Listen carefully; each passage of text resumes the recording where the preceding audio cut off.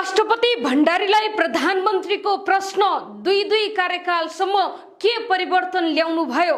पूर्व राष्ट्रपति विद्यादेवी भण्डारी र प्रधानमन्त्री बालेन शाह बीचको वाक युद्धले राजनीतिक वृत्तमा नयाँ तरंग पैदा गरेको छ। अनुभवको विषयलाई लिएर पूर्व राष्ट्रपतिले गरेको टिप्पणीको प्रतिवाद गर्दै प्रधानमन्त्री बालेनले कडा प्रहार गरेका छन्। प्रधानमन्त्री बालेनले पूर्व राष्ट्रपति भण्डारीलाई लक्षित गर्दै भने, हामी भन्दा तपाई अनुभवविहीन हो। वर्षौंसम्म मुलुकको सर्वोच्च पद राष्ट्रपति हुनुभयो, तर आफ्नै श्रीमान मदन भण्डारीको हत्याराको रहस्य सुल्झाउन र उहाँलाई न्याय दिन सक्नु भएन। यस्तो अवस्थामा तपाई कुन अनुभवको कुरा गर्नुभयो?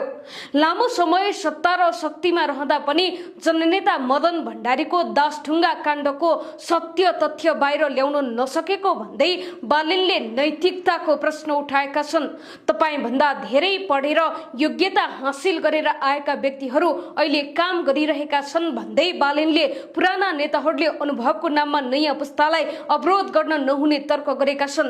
पदमा बस्नु मात्र अनुभव नभएको र नतिजा चिन्न सक्नु नै वास्तविक क्षमता भएको प्रधानमन्त्री